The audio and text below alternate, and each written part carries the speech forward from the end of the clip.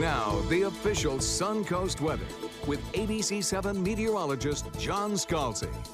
So it really is a beautiful day outside. A lot of sunshine out there. Fair weather skies for the most part. Temperatures again on the warm side. We're at 81 degrees right now, which is about our normal high for this time of year. So obviously it's going to be a warm day. We're going to get above that 81 degree mark. Well on our way to mid 80s once again this afternoon. Dew points are still comfortably low, coming in at 56 degrees. Love that.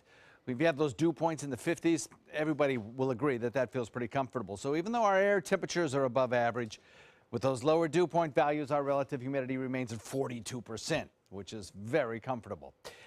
We'll probably see those dew point values begin to creep back up there into the 60s as we head into the end of the week. And the reason is that right now winds are calm, but they've been kind of east or northeast throughout the day.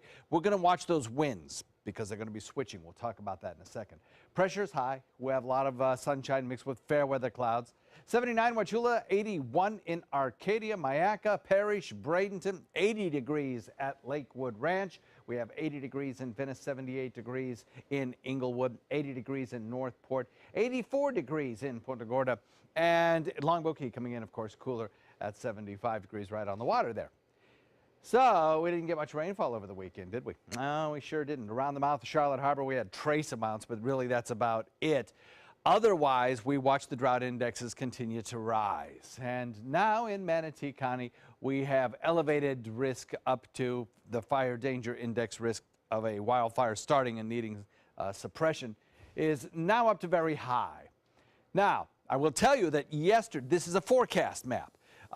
The actual conditions come out a little bit later in the day after they've assessed the actual forecasts and the actual conditions as we progress through the afternoon. And yesterday and for the last several days, when those real-time forecasts came out, not these forecast ones, but the real-time observations came out, Manatee County was in the extreme range. And so were several other areas across the state of Florida. So I'm looking at this, and what I'm thinking to myself is, we're looking at a best-case scenario here. And the actual conditions are probably even a little bit worse. That's the bad news. Here's the good news. We don't have any red tide.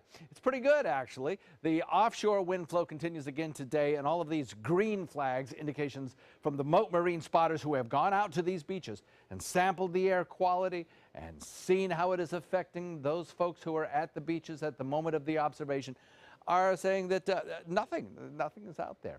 And the red tide observations of red tide in the water that came out last week showed that a lot of places are now looking at either very low or absent red tide concentrations. Centennial Park, City Island, two places where the red tide concentration was a little bit higher, but still most everywhere not so bad.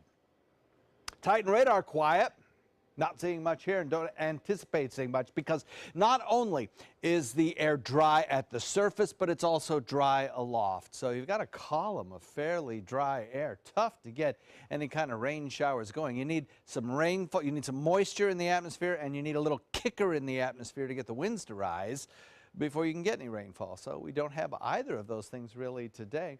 A little bit of cloud cover, as I mentioned, coming in. We had some localized breezes, and you have some issues associated with the winds coming onshore over on the other coast that have produced some very brief showers. But even those, I don't think we're going to see much of here. Maybe around the mouth of Charlotte Harbor, you might see a sprinkler too.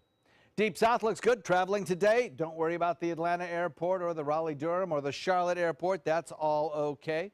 Back to the west, there could be some trouble in a line of showers stretching from Texas into the open plains as little upper-level energy moves over that region and brings the chance at some stronger storms. But that's of no impact to us here locally on the Suncoast, where we'll enjoy fair weather, looks like right into the weekend. Now, by the end of the weekend, the high-pressure ridge bringing us our fair skies is going to reposition itself and twist the winds just a little such that we could get a more southeasterly flow, and that'll bring moisture in, and that accounts for the 20% chance of showers that I put in the forecast. Scott?